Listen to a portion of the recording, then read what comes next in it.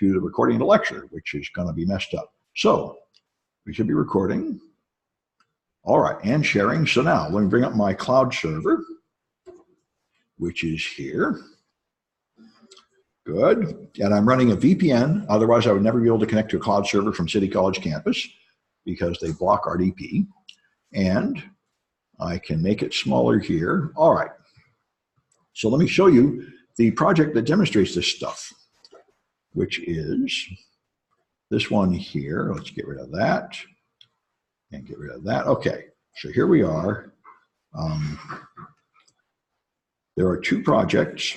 There's Stack Protection 1 and Stack Protection 2. All right. And I think I may have shown you one before, but they don't take long, and it's good to see them, especially now that I've got them all set up. So you have to have Visual C++ build tools, and once you've got it, you can compile code. So if you use a developer command prompt, you can compile code, and I've got pwd.cpp, which I've compiled here, and I compile it two ways, with the normal EHSC, which is the normal switches, and then the other one is without the stack protections, and that's pwdn. So if I do dir here, come on, okay, and I think maybe I'll make the font bigger. Font, I say. All right. All right. So I've got pwd. If I take a look at it, I can type pwd.cpp, and this is the same. I can make it bigger again. Yes. Properties. See if that's okay. Yeah, I think that's right. So here is the same thing we've seen before. There's a main function that calls a test pw function, which has a buffer overflow here as it reads in data without limit into a variable that only has room for 10. And there are two versions of it compiled. Let me make my window a little smaller to fit on my limited screen here. All right. And so I made pwdn. There's the C. Here's the compiled code, 210.432. And here's the pwd, 211,000. So it's the difference between 210,000 and 211,000. An extra 1,000 bytes is needed for the defenses. So if you run them, pwd, not that, but just pwd in Microsoft. All right, it asks for your password. I give it A. If I run it again, and I put in a lot of A's,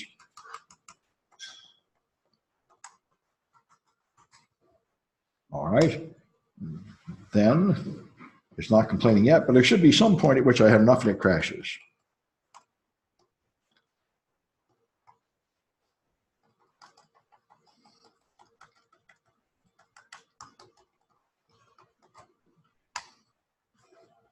All right, never complains. Let's try the one without defenses and see how it looks. And that one, if I give it.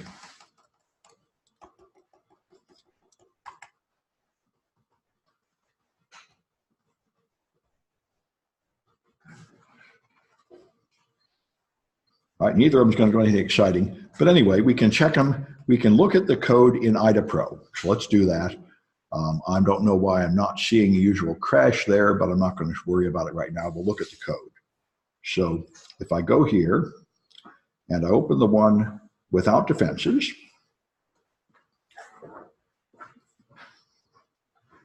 as always, IDA takes a while to load, and then it puts you somewhere stupid and useless at some kind of Windows launcher, which is not the code of any interest. And there may be some other way to find the code. The only way I know to find the code is to start with the strings. So you go to the strings, and right here you see enter password and fail, and you win. That's the stuff I want. So I double click that, and it takes me to where the passwords are stored, which is here. And then I go to the xref and double click that. And now I get to the code, which actually is written by the developer, where it has enter password, and then it compares it to something and decides what message to print. And all I want to say here is, this doesn't have any security cookie. It just has a preamble here that creates a new stack frame and subtracts from ESP 14 hexadecimal, and then it just starts using it. There's nothing else there. But if I open the other one, not saving my original database, and I open pwd here, And I go through the same little dance. After it's done showing me the useless junk, I go find the strings. And I go to the real strings, and then the xref to get to the code that uses the strings. And now you see it's got this security cookie line here. So it's going to add that security cookie, which is adding some RAM usage and some time usage, but it's making it more secure. All right, let me see if there's anything else worth mentioning about this one, and I think not. So let's go to the next one, which is where we're going to look at the ASLR. And we're going to turn ASLR on and off. So we'll make an ESP program, which I've got here. Let me get rid of IDA Pro and not save the database. And let's find the ESP. So if I type esp.cpp, you can see how it works. Now you can put assembly code in your C. And so what you cannot print the ESP though. Somehow you can only limit things to the ESP. So what you can do is you can define a data variable, and then in assembly you can put the ESP in the data variable, and then you can print that out. That's all this program does. So esp.c.exe prints out ESP, and if I run it a few times, I get a different answer every time, because this machine, like all Windows machines these days, has address space layout randomization turned on, unless you turn it off. So here it's one location, B3, F4F, EF, and so on. It's random, which means that I'm going to have trouble finding code I inject. All right. So that's normally compiled. Now you can compile it with this dynamic base no at the linking stage, and that will turn off address space layout randomization. In Linux, we had this issue with, there's a switch in GCC as well. One's static and the other is no pi for position independent executable. You have to compile your code differently to make it possible for it to randomly locate in memory. If you have the older compiling, it assumes it's going to be at one location. So ESP2 is the one that has it compiled that way. And if you run this one, it's always the same.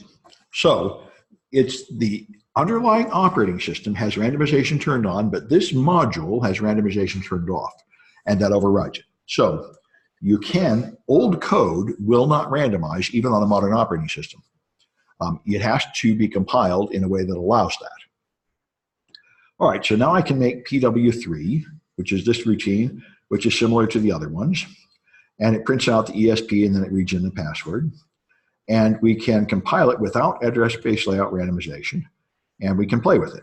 So if you run Immunity and Mona, which I've got on here, and then you load, once you've got all that junk in there, all right, supposedly I've already got the fonts and everything set up. So let me try it. I've got Immunity.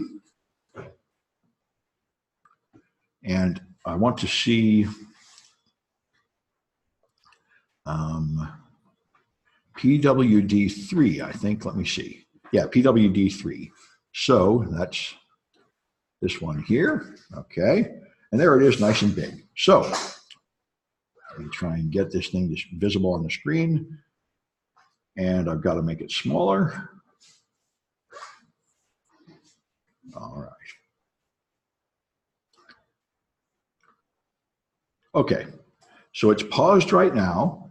I have to run it to set up the environment and then run it again. Now I've got breakpoints set, which I'm going to unset for the moment because we're going to go through that. All right, so now let's do debug, restart, yes, and then run and run again. So now it's actually running. Okay, now once we've got that, then you can see it, and I want to crash it with a long entry. So if I go here, the program is running, I can enter the password.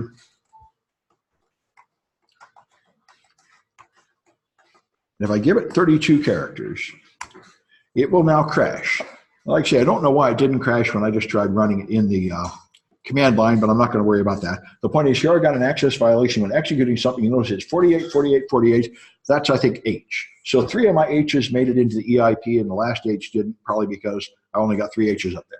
So I created a crash, and that's what we'd like to analyze. And you can actually do everything that we did on Linux here in a graphical environment on Windows, and that's all we're going to do. The same kind of buffer overflow, but I think it's instructive to see how it looks on Linux. So you can find now that it's crashed, you can go here, and we can find the overflow. So what I'm going to do is put breakpoints. So I'm going to do debug restart. Yes. And then I'm going to run it. And I can actually, now I could use fancy techniques to find it, but for simple programs like this, you can actually just read the assembly code. Because remember, the stuff on the right is human readable pretty much. So if you move your window so you can see the junk on the right, and just go down, you'll find these are calls. These things with argument. This is argument 2 and argument 1, and then it calls something. Remember, it's push, push, call is the way it always works. So these are function calls, and some of them have even more information about them. If you just keep going down, you'll eventually find readable stuff here. Like there's ESP equals, and here's enter password. So you can actually read this stuff and make some sense out of it. And in here, what I want to do is find the enter password, and I want to go down a little further, and then I will find a call after enter password and another call here, and I want to put a breakpoint there. So I scroll down here. After the enter password, this is another thing here, and it's the one at 1200 is the one I want. That is going to call some routine, and I want to put a breakpoint there and a breakpoint in the next instruction. So I highlight that one and press F2, and that one and press F2. So now I got a breakpoint here. That is the call to take data from the input, from the user. And of course, that should be obvious because you print the prompt, enter password, and the next thing you're going to do is call getS. So now if I debug, restart, and I run this thing, and I look at what's happening, it has printed here, enter password, and it's ready to take data. So I'll put in 1, 2, 3, 4. I guess it's not yet. I think I want to need to, I wanted to look at the stack in this point. So let me roll this down a bit. I can get this thing to move. Come on, move. Is that the picture? That's why. All right. This one. All right. So let's make it fit on the screen a little better if I can do that. There it is. All right. So I want to look at the stack, which is down here. So notice ESP is here. Remember, we did this in Linux. After we would find an overflow, we would put a breakpoint, and we would look at ESP and EBP. ESP is F100, EBP is F20. Here you see 4 words at a time. This is 0-100. The stack frame goes here. This is what we did in GDB. You highlight the stack frame. This is the current stack frame. This is the stored return pointer, and you can see that returns to some other part of the PWE program. And here is a pointer to ASCII data. And if I make this wider, you'll be able to see there's some data that goes there. Anyway, the point is this is the current location of the stack, and I have not yet taken data from the user. So I move forward, and then go here and put in the password, A, B, B, B, B.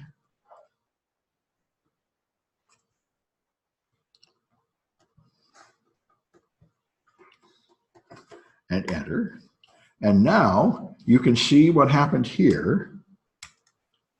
It's now got a long string there, and you can see it's overwritten everything in the stack. And remember, it goes from ESP to EBP. So the stack frame is here. And so that is the saved instruction pointer. So I put HHHH in the saved instruction pointer. So I can print, remember there was the win message available in this one. If you look at the source code for this thing, which I think I can put here, I can put type pwd3.cpp. Okay, this is the one, and I want to print a win message down here. So we can go there, and let me go to my instructions. The address for the win message is here. You can find it at 401270.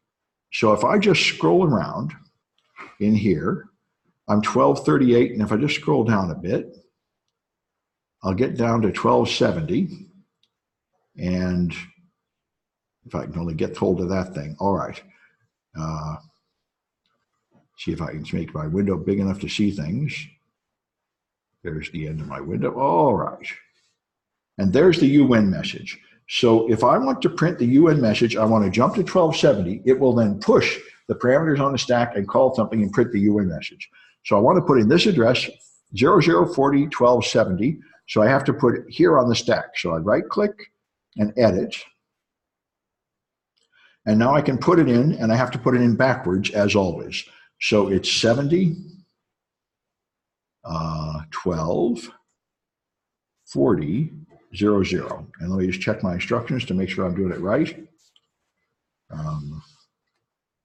70, 12, 40, 00. That looks pretty good. So I click OK. And now that value goes on the stack, and here it is pointing to something. So now if I continue, it's going to move ahead and terminate. And if I go to my window where it's running, I see you win. So that's what we did in Linux for the earlier ones, when you just run a win function by manipulating the stack. And you can totally do it in a graphical environment in Windows and see how it goes. Anyway, that's what I wanted to show you there. And you can also write an exploit in Python if you want to, which is just like you'd think. It's A, B, everything. Then there you have the H's. You just put in 70, 12, 40, 00 in Windows, just like you did in Linux. And you can run that Python and pipe it into PWD3, and then you'll get the UN message. So that's, you can reproduce exactly what we did on Linux in a Windows environment, and it's worth doing that just to see how it handles things. All right. So I think that's all I had to show you. And as I said, I will put up 2 videos. I'll put up a video from last semester for the lecture that I ran without the slides, and then I'll have this demonstration as a second video there. Are there any questions about anything? All right, I'm going to stop the share, and I'll see you folks next week. Next week, I will not be here physically. I'll be remoting in from Utah, but somebody will be opening the room, and we'll work that out. What's that? There will be a class. There's no class on Tuesday, but there will be a class on Wednesday. The room will be open. I won't be here physically. They'll be projecting my stuff up there. And let's see what the chat says. No video. No, that's not. Thanks. Okay, good. Yeah. Oh, there was somebody that's a question. Oh, that's right. I found out about that. Okay, fair enough. So I'll post the video. You can look at that if you want. All right. Good night, folks. And I will end this if I can find it there.